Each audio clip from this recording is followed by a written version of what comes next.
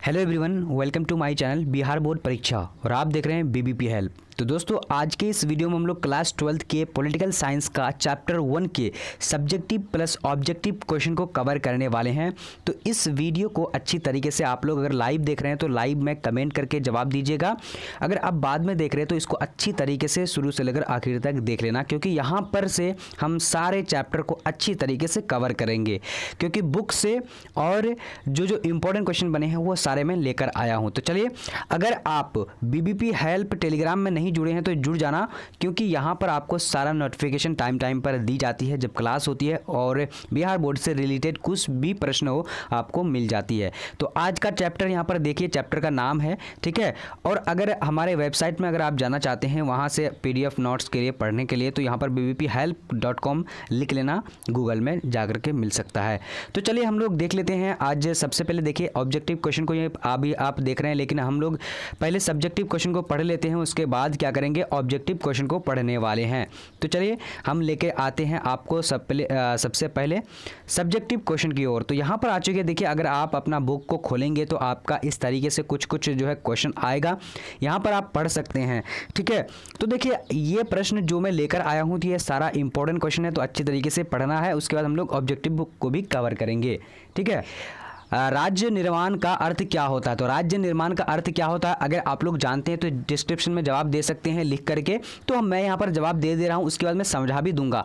देखिए, देश के प्रांतों या क्षेत्रों का ऐसा गठन या पुनर्गठन किया जाए जिसे लोग वैध मान ले, ताकि राजनीतिक व आर्थिक व्यवस्था सुचारू रूप से काम कर सके, ठीक है। यानी कहने का मतलब यह है कि किसी भी राज्य को अच्छी तरीके से ढंग से चलाने के लिए क्या किया कि राज्य का निर्माण किया गया, क्योंकि देश इतना बड़ा देश है, अगर अच्छी तरीके से चलाना चाहेंगे तो पूरा देश को एक जगह से नहीं चलाया जा सकता है। इसीलिए क्या किया कि देश को टुकड़ा कर करके क्या बनाया कि यानी राज्य का निर्माण किया, जिससे देश अच्छी तरीके से चल रही है। तो इसी को हम लोग क्या कहें, राज्य निर्माण का अर्थ कहेंगे, ठीक है।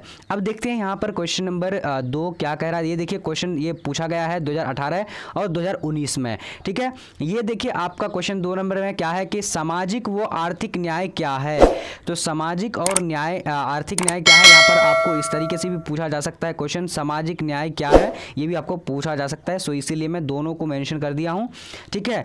अब यहाँ उत्तर हम लोग देखेंगे, आंसर क्या हो सकता है। देखिए, समाज के सभी वर्गों को समानता मिले, उसकी मान मर्यादा सुरक्षित हो तथा गरीबी व बेकारी जैसे दोषों का निवारण हो, आर्थिक विषमता दूर की जाए, उसी को हम लोग क्या कहेंगे, आर्थिक न्याय कहेंगे। सामाजिक आर्थिक न्याय किसको कहेंगे, यानी सभी वर्गों को समान मिले, उसकी मान मर्यादा सुरक्षित हो, जो भी इज्जत जो भी है उसका अच्छी तरीके से उसको देखभाल की जाए और उसको न्याय दी जाए, यानी जो भी दोष हो गए उसके बेकारी यानी बेरोजगारी की, गरीबी की, उसको हटाया जाए। तो उसी को हम लोग क्या कहेंगे, सामाजिक न्याय यानी सामाजिक आर्थिक न्याय कहेंगे, ठीक है। तो आप लोग को अच्छी तरीके से समझ में आ रही होगी। तो अगर आप लोगों को अच्छी तरीके से समझ आ रही तो लाइक करना और ज़्यादा से ज़्यादा सभी को शेयर करना। और देखिए मैं शेड्यूल जो है, टाइम जो है, कब कब वीडियो अपलोड करता हूँ, कब कब जो है मैं लेकर आता हूँ, वह सारा चीज़ मैं बता दिया हूँ आप लोग को। तो आप लोग अच्छी तरीके से देख करके आ सकते हैं, पढ़ सकते हैं इस चैनल के माध्यम से, ठीक है। अब यहाँ पर देखिए क्वेश्चन नंबर 3, लोक निर्णय क्या है। तो लोक निर्णय किसे कहेंगे हम लोग, यहाँ पर देखिए किसी जटिल समस्या को समाधान करने हेतु लोगों की मतों की बहुसंख्या का अंतिम निर्णय मान लिया जाए, यानी बहुत सारे जो समस्याएं आती हैं तो उन समस्या में सभी लोग मिलकर उस समस्या का समाधान करते हैं और एक निर्णय लेते हैं सभी मिलकर, तो उसी निर्णय को ही क्या कहते हैं, लोक निर्णय कहते हैं। तो अच्छी तरीके से समझ में आ रहा है, आप लोग बताइए जल्दी जल्दी कमेंट में। चलिए कमेंट में बताइए कि मज़ा आ रहा है, समझ में आ रही है आप लोग को। चलिए बहुत बढ़िया, चलिए आप लोग को आ रही है, किसी स्टूडेंट को नहीं आ रही तो दोबारा से देख सकते हैं इसको, ठीक है। अब देखेंगे अगला प्रश्न 4 नंबर क्या है कि देवनागरी में लिखित हिंदी भाषा को राजभाषा का दर्जा क्यों दिया गया। देखिए ये क्वेश्चन आपको पूछा जा सकता है, ठीक है। देखिए उत्तर में है, देश की जनसंख्या का विशाल भाग हिंदी भाषा में है। जैसे विशाल भाग यानी देश पूरा भारत में सबसे ज़्यादा कौन सी भाषा बोली जाती है, तो हिंदी भाषा, ठीक है। पूरे भाषा जो हिंदी भाषा लगभग सभी जगह बोली जाती है। तो इसी यानी गैर हिंदी भाषा जो बहुत कम लोग जानते हैं, जैसे कोई अगर तमिल इंग्लिश बहुत कम बोलते हैं, ज़्यादातर आदमी क्या बोलते हैं यानी पूरे भारत में हिंदी बोलते हैं। तो हिंदी बोलने वालों की यानी संख्या ज़्यादा है, इसीलिए जो है यानी हिंदी को राजभाषा का दर्जा दिया गया, ठीक है। समझ में आ गया होगा आप लोग को बहुत अच्छी तरीके से। चलिए बहुत बढ़िया। अब देखेंगे संघ शासित क्या है। देखिए यानी केंद्र शासित प्रदेश क्या होता है, हम लोग देखते हैं अभी। यहाँ है संघ शासित प्रदेश क्या है, तो उत्तर में है यह भारत का वह भाग है जो प्रत्यक्ष केंद्रीय सरकार के अधीन है। राज्यों की भांति इसे स्वायत्तता प्राप्त नहीं है। तो यानी कहने का मतलब ये कि केंद्र शासित प्रदेश क्या होता है कि केंद्र में रहकर सरकार यानी जो अभी केंद्र सरकार है तो वो सरकार जो है यानी इस राज्य को चलाना, ठीक है। जैसे अभी जम्मू एंड कश्मीर अभी क्या हो केंद्र शासित प्रदेश बन गया, तो वो अब क्या करता है यानी केंद्र सरकार, जैसे केंद्र सरकार अभी हमारा कौन है, तो प्रधानमंत्री नरेंद्र मोदी, इन लोगों को मिलाकर के केंद्र सरकार यानी बनती है। तो केंद्र सरकार अभी चलाती है ये। और केंद्र शासित प्रदेश जो है अभी हमारे देश में 8 केंद्र शासित प्रदेश है, जिन 8 केंद्र शासित प्रदेश को कौन चलाता है, केंद्र सरकार चलाती है, ठीक है। चलिए तो आप लोगों को समझ में आ गया होगा कि केंद्र शासित प्रदेश क्या होता है, कौन चलाता है। बहुत अच्छा, बहुत बढ़िया। अब ये देखिए ये क्वेश्चन 2016 में पूछा गया है, काफ़ी इंपॉर्टेंट है, तो आप लोग अच्छी तरीके से देख लीजिए।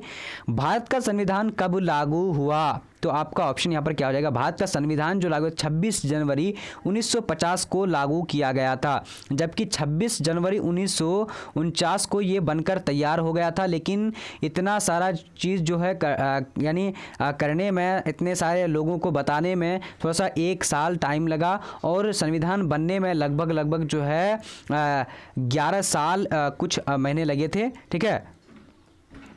सॉरी 11 साल नहीं, सॉरी 4 साल 11 महीना 18 दिन लगे थे, ठीक है। 4 साल 11 महीना 18 दिन, ओके।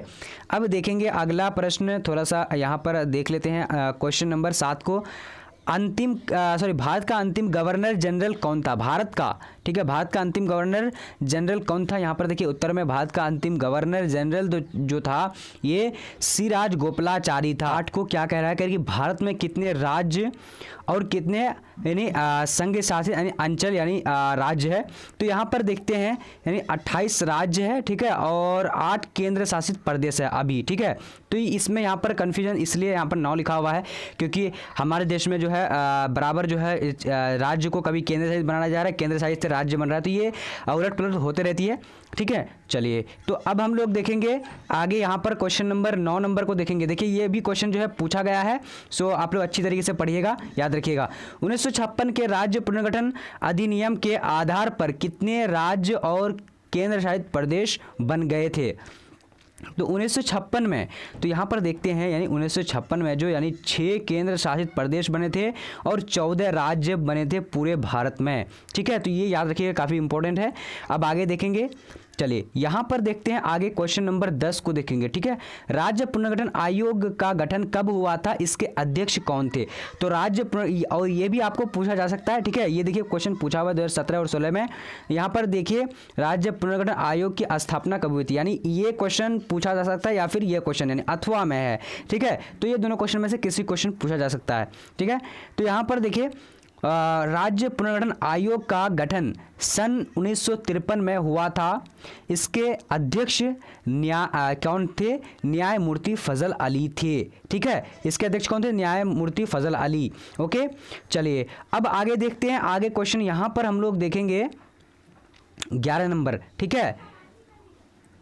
11 नंबर है भारत के पहले राष्ट्रपति और वर्तमान राष्ट्रपति के नाम लिखे, यानी सबसे पहले राष्ट्रपति कौन थे और वर्तमान में कौन है।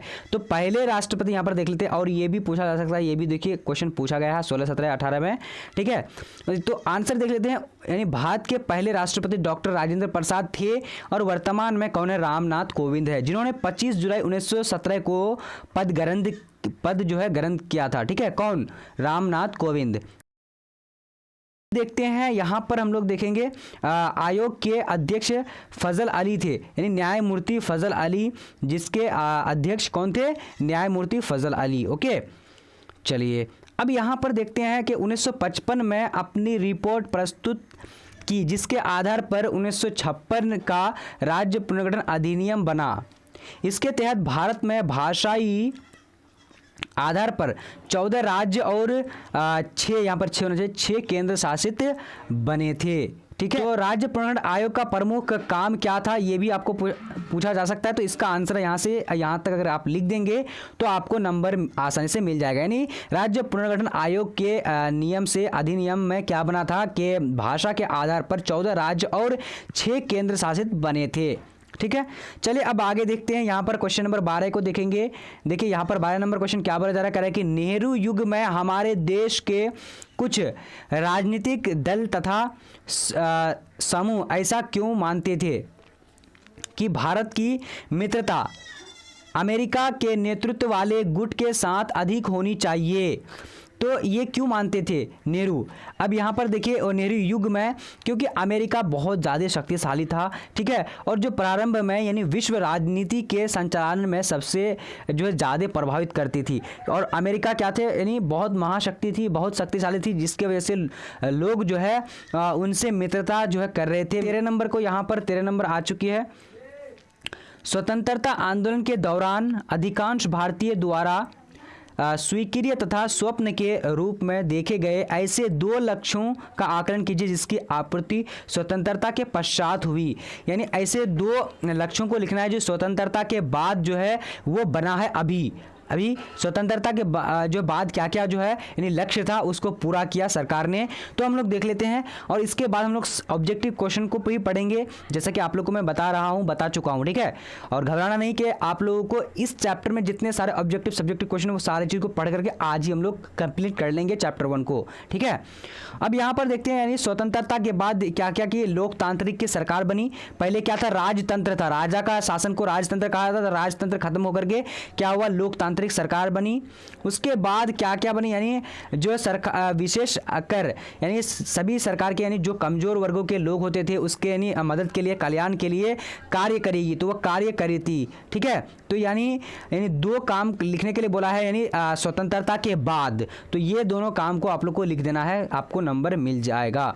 ठीक है, यानी आपको हिंट चाहिए और बाकी आप लोग खुद से अपने से भी लिख सकते हैं। अब यहाँ पर देखिए, अधिकांश राजवाड़ों के शासकों ने अपने भारतीय संघ में अपने विलय के लिए सहमति पत्र पर हस्ताक्षर किए थे। इस सहमति पत्र को क्या कहा गया, ये देखिए 2017 में पूछा गया, काफ़ी इंपॉर्टेंट है।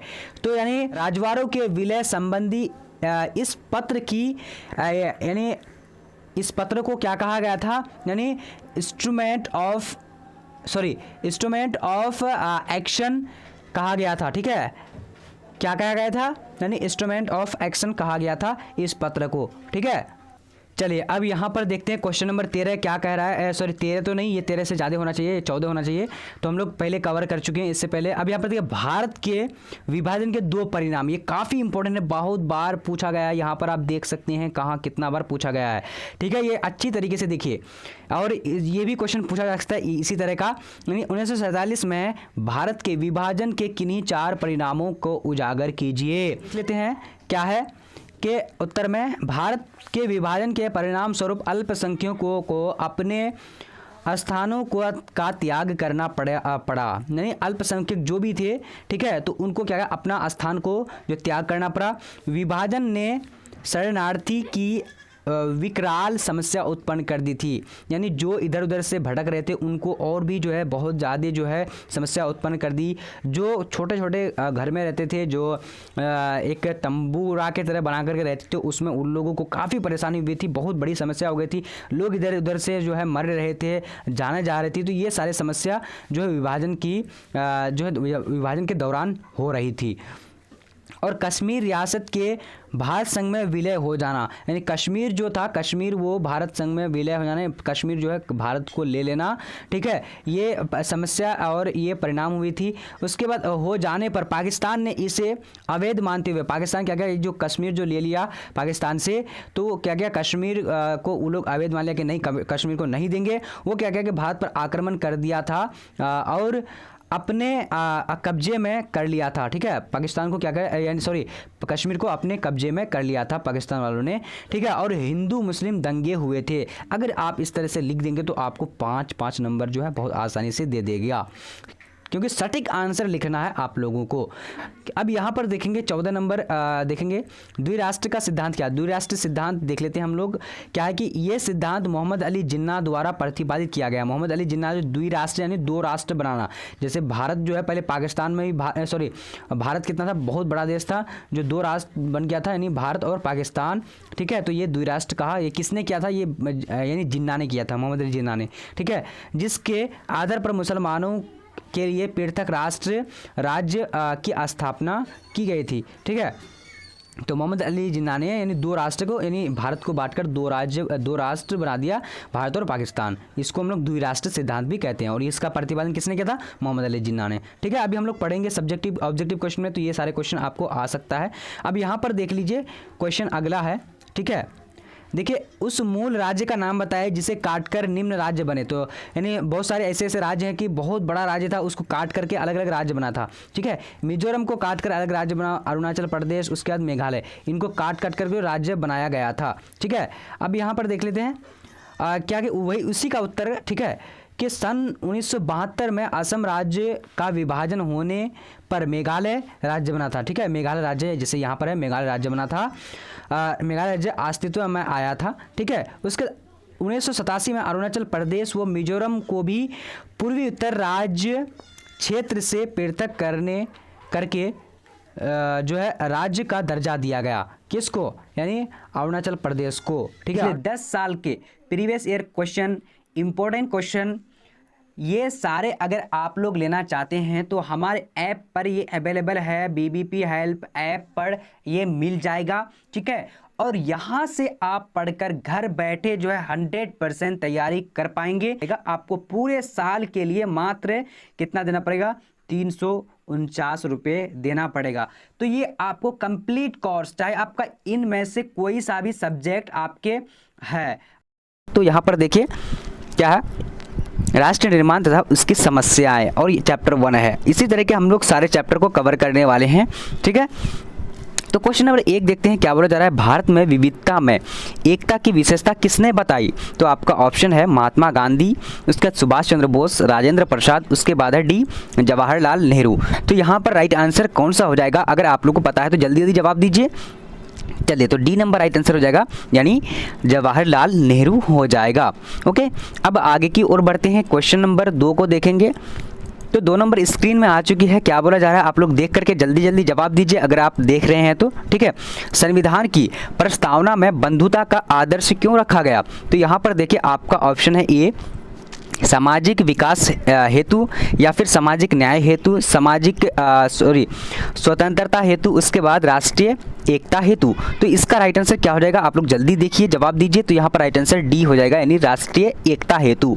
अब आगे बढ़ेंगे, चलिए यहाँ पर देखिए क्वेश्चन नंबर 3 स्क्रीन में आ चुकी है। क्या बोला जा रहा है, कह रहा है कि कश्मीर के भारत में विलय पत्र पर हस्ताक्षर किसने किया, यानी किसने किए थे। तो आपका ऑप्शन यहाँ पर दिया हुआ है, ए नंबर लॉर्ड माउंटबेटन, बी है सरदार पटेल, सी है जवाहरलाल नेहरू, डी है राजा हरि सिंह।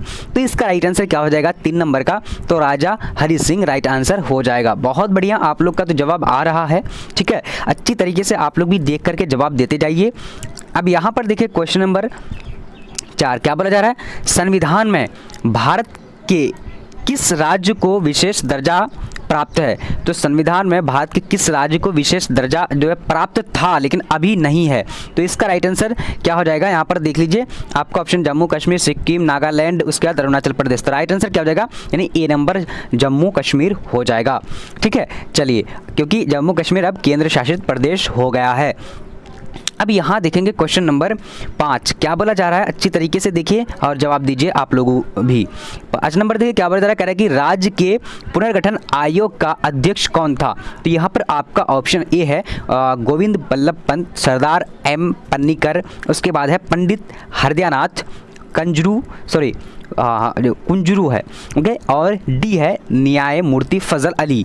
तो यहाँ पर राइट आंसर कौन सा हो जाएगा, तो इसका राइट आंसर बहुत बढ़िया, आप लोग का जवाब अच्छी तरीके से आ रहा है, तो डी नंबर यानी न्यायमूर्ति फजल अली राइट आंसर हो जाएगा।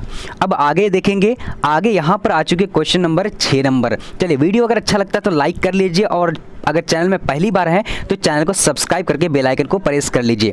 अगर देखिए यहाँ पर हम लोगों ने बीबीपी हेल्प ऐप पर एक कोर्स बना रखा है जो आपको कंप्लीट कोर्स मिलेगी, ठीक है, ये प्ले स्टोर में आपको मौजूद मिलेगा, बीबीपी हेल्प ऐप का नाम है। तो यहाँ पर आपको आर्ट्स का पूरी कंप्लीट सिलेबस जो है मिल जाएगी, जैसे कि आपको क्या क्या दिया जाएगा, PDF, notes, important question, practice set, test series, उसके बाद आपका 500 MCQ दिया जाएगा एक सब्जेक्ट का, जो कि आपको एग्ज़ाम के बेस से बहुत इंपॉर्टेंट रहेगा। तो आप लोग अगर बीबीपी हेल्प ऐप डाउनलोड करके अगर वो कोर्स लेना चाह रहे हैं तो आपको मिलने वाला है 349 रुपये में, ठीक है, तो वहाँ पर ले लीजिएगा और बहुत बेहतरीन तरीके से तैयारी कर पाइएगा। और आपको ये जो है अगर ओनली इंग्लिश का लेने हैं, ठीक है, अगर इंग्लिश का ओनली लेने हैं तो आपको मिल जाएगा 199 में, यानी 199 रुपये में, क्योंकि वहाँ पर आपको सारा चीज़ दिया जाएगा, ठीक है। चलिए अब यहाँ पर क्वेश्चन नंबर 6 को देख लेंगे, वो ये होना चाहिए, भारत में किस आधार पर राज्य पुनर्गठन अधिनियम के अनुसार किस राज्य की रचना की गई थी। तो यहाँ का ऑप्शन है आपका जनसंख्या है, उसके बाद क्षेत्रफल है, उसके बाद सामरिक महत्व, उसके बाद भाषा है। तो ज़्यादातर जो यानी राज्य जो बनाया गया, यानी राज्य पुनर्गठन जो बनाया गया तो वो भाषा के आधार पर किया गया था, ठीक है। चलिए अब आगे की ओर बढ़ेंगे, क्वेश्चन नंबर 7 नंबर देखिए क्या बोला जा रहा है, यहाँ पर कह रहा है कि 1956 में कौन से द्विभाषी राज्य बने। तो आपका ऑप्शन यहाँ पर देखिए, आप लोग अगर जानते हो तो जवाब दीजिए तेजी से। चलिए बहुत बढ़िया, तो यहाँ पर क्या हो जाएगा, राइट आंसर ए नंबर, यानी मुंबई और पंजाब जो 1956 में द्विभाषी राज्य बने थे, ठीक है। चलिए अब देखेंगे आगे की ओर, क्वेश्चन नंबर 8 नंबर क्या बोला जा रहा है, कह रहा है कि संविधान ने किस भाषा को राजभाषा का दर्जा दिया गया। तो संविधान में जो किस भाषा को राजभाषा का दर्जा दिया गया, अंग्रेजी है, हिंदी है, उर्दू है, हिंदी है, सॉरी हिंदुस्तानी है। तो इसका राइट आंसर क्या हो जाएगा, बी नंबर यानी हिंदी राइट हो जाएगा, ठीक है। चलिए अब आगे देखेंगे, क्वेश्चन नंबर 9 को देखेंगे। तो 9 नंबर स्क्रीन में आ चुकी है, क्या बोला जा रहा है, भाषा के आधार पर सबसे पहले किस राज्य की उत्पत्ति हुई, किस राज्य की रचना हुई। तो आपका ऑप्शन है आंध्र प्रदेश, मध्य प्रदेश, उसके बाद है उत्तर प्रदेश और अरुणाचल प्रदेश। तो यहाँ पर राइट आंसर कौन सा हो जाएगा, तो ए नंबर यानी आंध्र प्रदेश जो है भाषा के आधार पर जो है बनाया गया था, ठीक है, आंध्र प्रदेश को सबसे पहले यही राज्य बना था। अब देखते हैं आगे की ओर, यहाँ पर देखें क्वेश्चन नंबर 10 नंबर क्या बोला जा रहा है, कह रहा है कि भाषा को नहीं बल्कि सामरिक महत्व के तत्व को देखते हुए सबसे पहले किस राज्य की रचना हुई। आपका ऑप्शन आंध्र प्रदेश, नागालैंड, मेघालय या फिर गोवा। तो भाषा नहीं बल्कि सामरिक महत्व यानी को देखते हुए, भाषा को देखते हुए तो आंध्र प्रदेश बना था और सामरिक महत्व को देखते हुए यानी नागालैंड बना था। राइट आंसर यहाँ पर बी नंबर हो जाता है, ठीक है। चलिए अब आगे देखेंगे, क्वेश्चन नंबर यहाँ पर आ चुके हैं 11 नंबर क्या बोला जा रहा है, कह रहा है कि गोवा भारत संघ का राज्य किस वर्ष बना था। तो गोवा जो भारत संघ का राज्य बना था वो किस वर्ष बना था। आपका ऑप्शन है 1967, 87, 85 और 50। तो इसका राइट आंसर क्या हो जाएगा, तो यहाँ पर बी नंबर यानी 1987 में हुआ था। चलिए अब आगे की ओर देखते हैं। अगर वीडियो अच्छा लगे तो लाइक ज़रूर कर देना है वीडियो को, ताकि इससे हमारी मोटिवेशन बढ़ेगी और मैं लगातार इस तरह के वीडियो में लेकर आऊँगा, क्योंकि जितने सारे चैप्टर हैं आपको सारा चीज़ प्रोवाइड कराने हैं। तो आप लोग लाइक करके जो हमारे मोटिवेशन को बढ़ा दीजिए और चैनल को सब्सक्राइब करना बिल्कुल मत भूलना अगर आप नए हैं तो। देखिए भारत में लौह पुरुष के नाम से कौन जाने जाते हैं। तो यहाँ पर देखिए इसका राइट आंसर क्या हो जाएगा, तो ए नंबर आपका ऑप्शन छूट गया तो सॉरी इसके लिए। बी नंबर में है जवाहरलाल नेहरू, सरदार वल्लभ भाई पटेल, उसके बाद इनमें से कोई नहीं। तो इसका राइट आंसर भारत में जो लौह पुरुष के नाम से जाने थे तो सरदार वल्लभ भाई पटेल को जाने जाते हैं। अब आगे देखेंगे क्वेश्चन नंबर यहाँ पर देखिए 13 नंबर। जितने सारे वीवीआई ऑब्जेक्टिव यानी आपके जो पूछे जाते हैं बार बार वो सारे मैं क्वेश्चन को लेकर आया हूँ, ठीक है। आप लोग को जितने सारे क्वेश्चन बने वो आप लोग अच्छी तरीके से देखने हैं। अब यहाँ पर देखिए भारत के प्रथम राष्ट्रपति कौन थे, आपका है पंडित नेहरू और भी है सरदार पटेल, डॉक्टर एस राधा कृष्णन, उसके बाद डॉक्टर राजेंद्र प्रसाद। तो इसका राइट आंसर डी नंबर यानी डॉक्टर राजेंद्र प्रसाद जो है सबसे प्रथम राष्ट्रपति बने थे। चलिए अब देखते हैं आगे की ओर। तो यहाँ पर क्वेश्चन जो है गलत दे दिया गया था, सॉरी। अब यहाँ पर देखिए क्वेश्चन नंबर क्या है 14 नंबर। क्या बोला जा रहा है, कह रहा है कि स्वतंत्रता के पश्चात देशी रियासत में थे। तो स्वतंत्रता के पश्चात में यानी देशी रियासत में कौन कौन जो है राज्य थे। यहाँ पर देखिए हैदराबाद, उसके चुनागढ़ होना चाहिए, ठीक है। चलिए अब आगे देखेंगे यहाँ पर नजफर है, उसका ए और बी है। तो इसका राइट आंसर यानी क्या हो जाएगा, ए और बी दोनों हो जाएगा, यानी क्या हो जाएगा हैदराबाद और चूनागढ़ राइट आंसर यहाँ पर हो जाता है, ठीक है। चलिए अब आगे देखेंगे क्वेश्चन नंबर यहाँ पर आ चुकी है 15 नंबर। क्या बोला जा रहा है 15 नंबर, कह रहा है कि भारत का अंतिम गवर्नर जनरल कौन था। तो भारत का जो अंतिम गवर्नर जनरल था वो सिराज गोपालाचारी है या फिर आर दास है, उसके लॉर्ड माउंटबेटन या फिर डी राजेंद्र प्रसाद। तो इसका राइट आंसर क्या हो जाएगा, लॉर्ड माउंटबेटन हो जाएगा। अगर आपको पूछा जाए कि भारत का प्रथम भारतीय गवर्नर जनरल तो आपको यहाँ पर सिराज गोपालाचारी हो जाएगा। बट आपको यहाँ क्या पूछा कि भारत का अंतिम गवर्नर जनरल, अगर भारतीय पूछा जाए वहाँ पर तो सिराज गोपालाचारी हो जाएगा, ठीक है। चलिए अब देखते हैं आगे की और यहाँ पर क्वेश्चन नंबर 16 देखेंगे। 16 नंबर क्वेश्चन क्या बोला जा रहा है, कह रहा है कि गोवा दमन एवं द्वीप में किस यूरोपीय राज्य का उपनिवेश था। गोवा दमन एवं द्वीप में किस यूरोपीय राज्य का जो उपनिवेश था। तो इसका यहाँ पर ऑप्शन है ब्रिटेन है, फ्रांस है, इटली है, पुर्तगाली है। तो इसका राइट आंसर क्या हो जाएगा, डी नंबर यानी पुर्तगाली हो जाएगा, ठीक है। चलिए अब आगे देखते हैं क्वेश्चन नंबर यहाँ पर आ चुके हैं 17 नंबर। क्या बोला जा रहा है, कह रहा है कि देश के विभाजन से कौन कौन से राज्य प्रभावित हुए थे। तो देश का जो विभाजन हुआ था तो कौन कौन से राज्य जो है यानी प्रभावित था। इसका राइट आंसर क्या हो जाएगा, देखिए ए नंबर है मुंबई वो मद्रास, उसके बाद उड़ीसा वो बिहार, उसके बाद पंजाब वो बंगाल, उसके बाद है इनमें से कोई नहीं। तो इसका राइट आंसर सी नंबर हो जाएगा, यानी बंगाल वो पंजाब जो सबसे ज़्यादा विभाजन होने में प्रभावित थे, ठीक है। चलिए अब आगे देखेंगे क्वेश्चन नंबर यहाँ पर आ चुके हैं 18 नंबर। क्या बोला जा रहा है, कह रहा है कि किसने द्विराष्ट्र सिद्धांत का प्रतिपादन किया था। ये काफ़ी वीवीआई है, अगर आप इस को जो है अच्छे से याद कर लेते हैं तो आपको बहुत बढ़िया तरीके से देख लीजिए, पढ़ लीजिए इसको, क्योंकि ये आपको बार बार पूछा जा चुका है। तो यहाँ पर देखिए गांधी जी, उसके बाद नेहरू ने, उसके बाद जिन्ना ने, उसके बाद पटेल ने। तो यहाँ पर राइट आंसर क्या हो जाएगा, जिन्ना ने, राइट आंसर सी हो जाएगा, ठीक है। चलिए अब देखिए आगे की और क्वेश्चन नंबर 19 नंबर। क्या बोला जा रहा है, कह रहा है कि किस देश ने सुरक्षा परिषद में सर्वाधिक बार निशेष अधिकार का प्रयोग किया गया। तो किस देश ने जो सबसे अधिक बार जो निशेष अधिकार का जो प्रयोग किया था।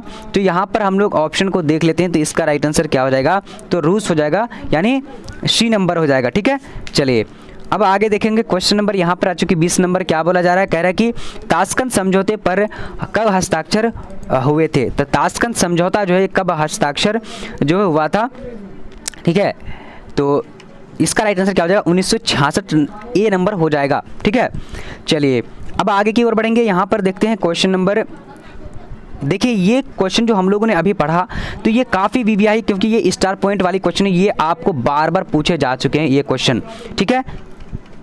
चलिए अब आगे की ओर देखेंगे। यहाँ पर क्वेश्चन नंबर 21 नंबर को देखेंगे। क्या बोला जा रहा है, राज्य पुनर्गठन आयोग के विषय में कौन सा कथन असत्य है।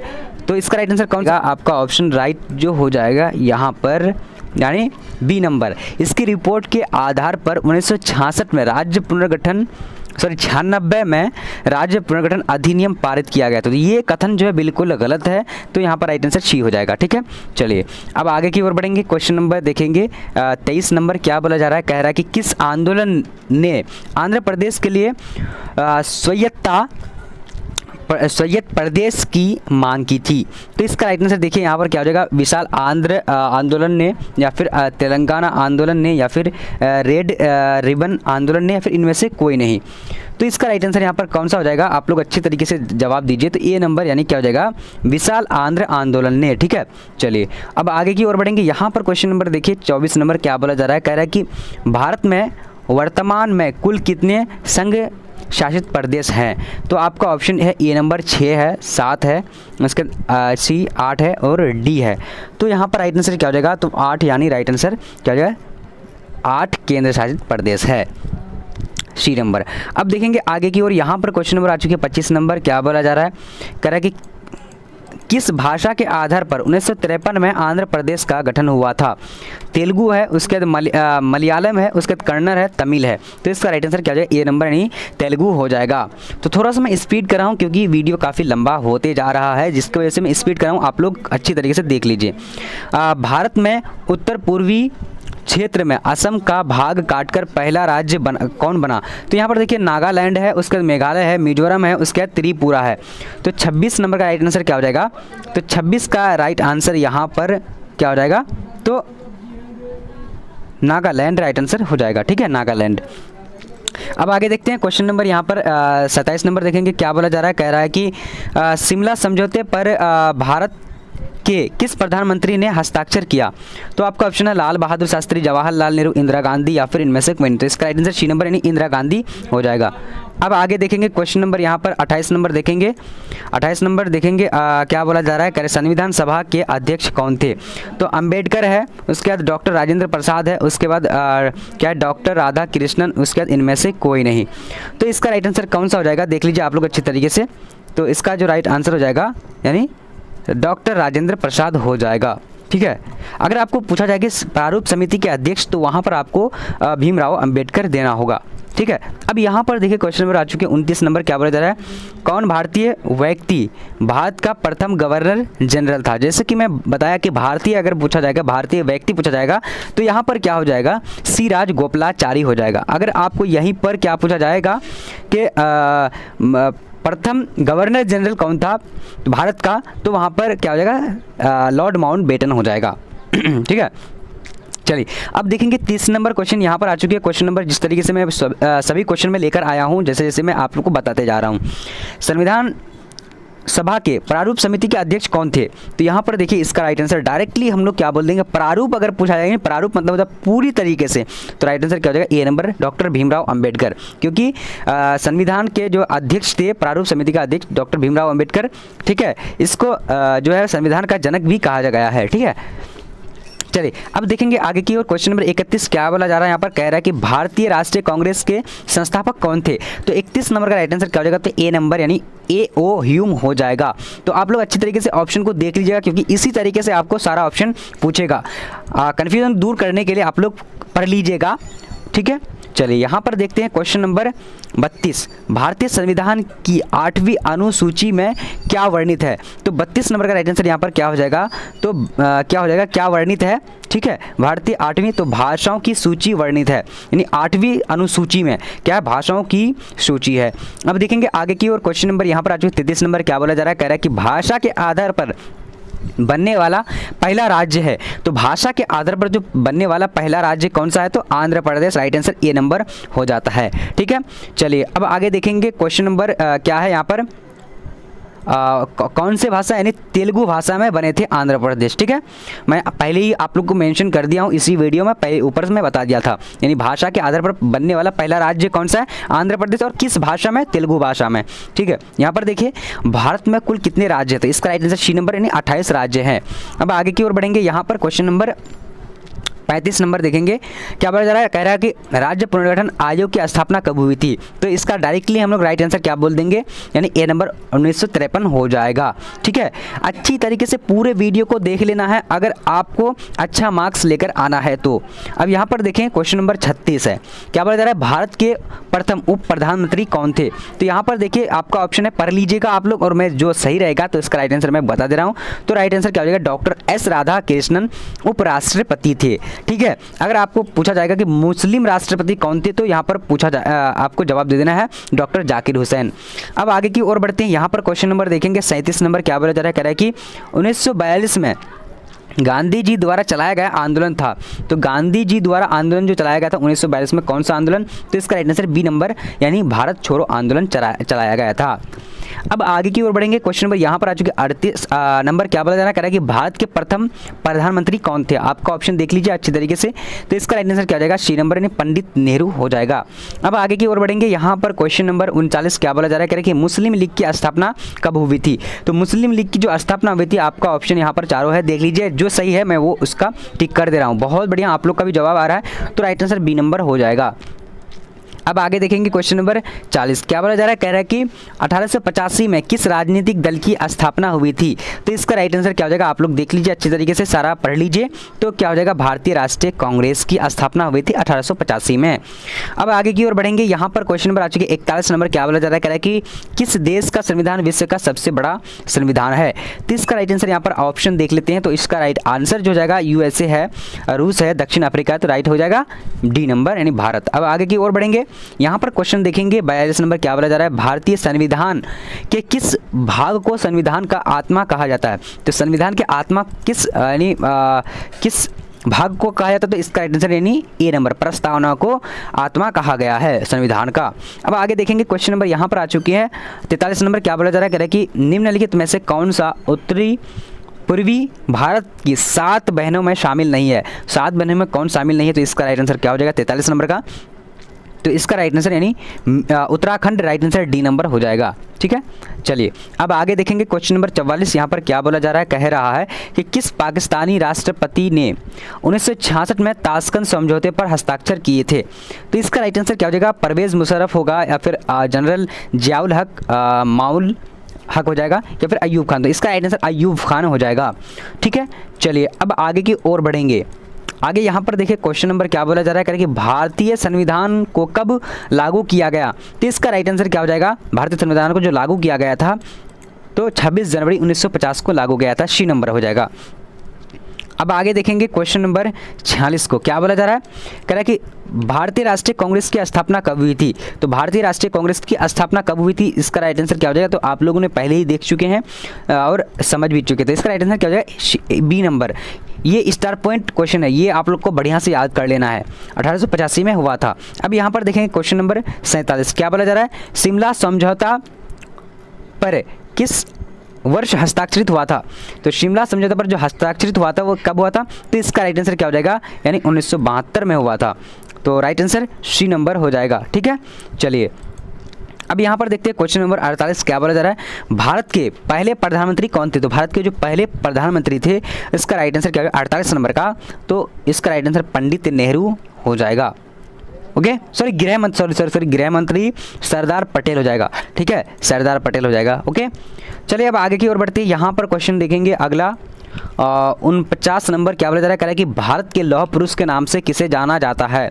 तो सबसे पहले क्वेश्चन हम लोगों ने यही पढ़ा था, तो रिवीजन हो चुका है। यहाँ पर देखिए बी नंबर, सरदार वल्लभ भाई पटेल को कहा गया है।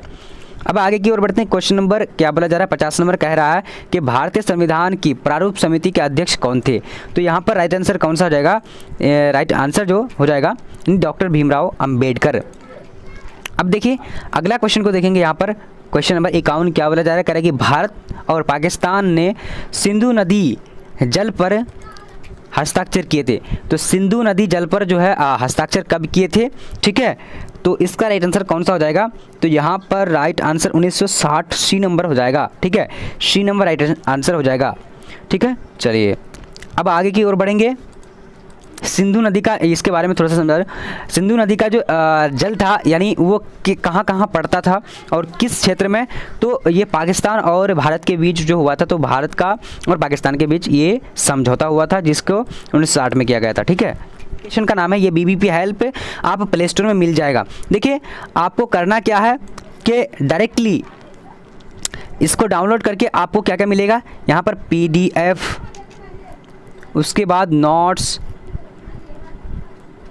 Important question, practice set, test series, के साथ साथ 500 ऑब्जेक्टिव और सब्जेक्टिव मिलाकर दिया जाएगा, जो कि आपको उसी में से 100% पूछा जाएगा। ठीक है, तो इसको अगर लेना चाह रहे तो आपको क्या करना पड़ेगा, बीबीपी हेल्प डाउनलोड कर लेना पड़ेगा। उसके बाद वहाँ पर अगर आप लोग चाहते हैं कि सर से बात करके तब जो है परचेज करेंगे, तो वहाँ पर आपको नंबर भी दे दिया गया है, नंबर मेरा नंबर। ठीक है, तो जाकर के आप लोग उसको डाउनलोड करके वहाँ से कर सकते हैं। और बाकी अगर मुझे फॉलो करना चाहते हैं तो टेलीग्राम में फॉलो कर लीजिए। कब लाइव होती है, क्या क्या जो है दिया जाता है आपको टेलीग्राम में मिल जाएगा। जो बीबीपी हेल्प सर्च करना है उसका लिंक जो है डिस्क्रिप्शन में बॉक्स में दे दिया हूँ। इंस्टाग्राम और ग्रुप का भी लिंक दे दिया हूँ, नीचे ज्वाइन कर सकते हैं।